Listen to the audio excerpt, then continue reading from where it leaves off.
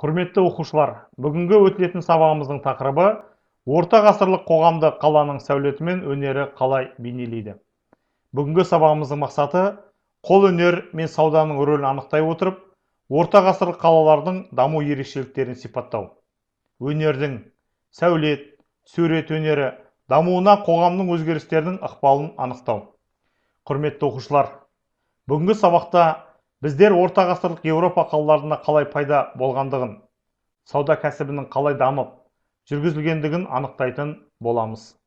Сабақ барысында ратуша, роман, готика, коммуналдық қозғалыс, цех, шедевр, тағы да басқа да терминдермен таныс боласыздар.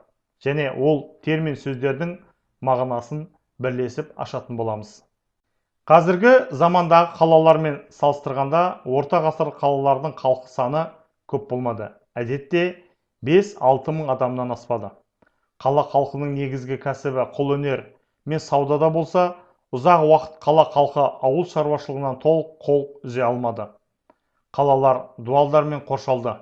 Дуалдар сыртында егістік жерлер, бау-бақша және жайылымдық жерлерде табын-табын мал жайылып жүрді. Орта ғасырлар қалалардың негізгі тұрғындары кәсіпшілер болды. Қала қай жерде салынса да олар патшалар мен байлар басқарды. Бастапқыда қала халықтары өз сеньорларының қорғансыз деді. Сеньорлар өздерінің қалаларын қорғады. Оқушылар, сендердің назарларыңа бүгінгі жаңа тақырыпқа байланысты қалашықтан қалаға дейін атты бейнероликті ұсынамын. Қала тұрғындары өздері өмір сүріп жатқан әлемді жаңаша бағалады. Феодалдар мен шаруалардан өзгерек, олар саудамен, банктік іспен және тауар өндіру арқылы бай болуға тырысты. Көпестер айрықша алғыр және тапқыр болды. Алыс және қауіпті сапарларға барды. Қала өмірінің жаңа бейнесін, жаңа адамдарды, жаңа құндылықтарды жасады. Қала тұрғындары уақытты жоғары бағалады. Себебі оған байлықтың жиналуы, ойдағы істің табысты болуы байланысты еді. Тіпті 13-15 ғасырларда қала ратушаларында механикалық сағаттар пайда болады. Олар уақыт құнды және оны күту қажет екенін еске түсіретін. Көпестер мен банкирлер бір-бірімен үй жиһаздарының және киімдерінің, сарайларының кереметтілігімен бақталасты.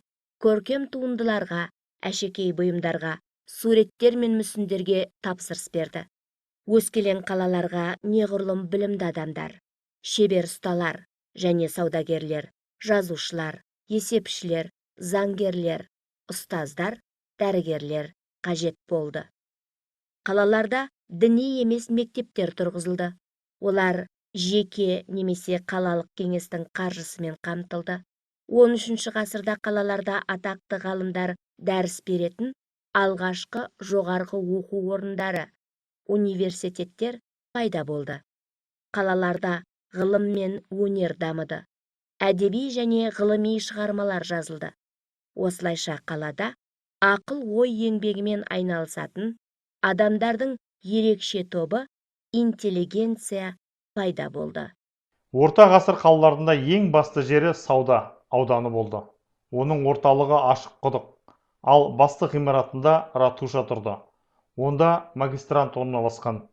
Қалаға қатысты маңызды мәселелер осы жерде шешілді. Бұдан басқа бұл жерде кафедралық жиналыс, сауда қатарлары, қалалық әкімшілік ғимараттары орналасты. Орта ғасырлық Еуропа қалаларында құрылыс сәулет өнері ерекше дами түсті. 11-12 ғасырларда роман және готикалық әдіспен тұрғызылған ғимараттар қаланың көркіне көрік қосты. Роман стилі 11-12 ғасырларда көркемдік стиль, ол жалпы еуропалық стильге айналды. Готикалық стиль 12 ғасырдың ортасында Францияда пайда болып, Еуропаға тез тарады. Әсіресе солтүстік Еуропада 16 ғасырға дейін қолданылды. Ерекшелігі конструкцияларды жеңілдету, нәзік декор, жарық пен кескіндеме, витраждардың болуы. 10-13 ғасырларда еуропалық қалалар өз еркіндігі үшін күресті. Халықтар байлардың биліктерден құтылуға атсалысты. Бір қалалар пара беріп, немесе соғысып тәуелсіздікке ұмтылды. Алғашында қалалықтар феодалдық қинаудан ауыр түрінен құтылу үшін күресті. Бұл коммуналдық қозғалыс деп аталды. Бірінші тапсырма: суретке мұқият назар сал. Орта ғасырлық қаланың сәулеті бізге қандай ақпарат береді? Дескриптор: роман стилінде салынған ғимараттарды көрсетеді, ерекшелігін анықтайды. Готикалық стильмен салынған ғимараттарды көрсетеді, ерекшелігін сипаттайды.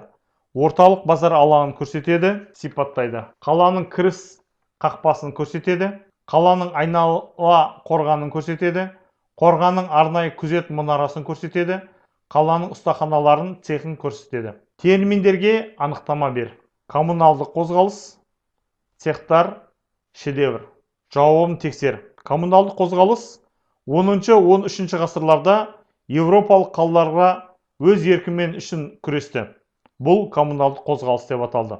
Цехтар: Батыс Еуропада орта ғасырлық қолөнерге тән бір ерекшелік ұстаханалық ұйымдар болды. Олар цехтар деп аталды. Шедевр: шебер өз кәсібінің қыр-сырын жетек меңгергендігінің дәлел болатындай бұйым жасап ұсыну керек болды. Бұл үлгілі бұйым шедевр деп аталды. Қымбатты оқушы, бүгінгі сабақ саған ұнады ма?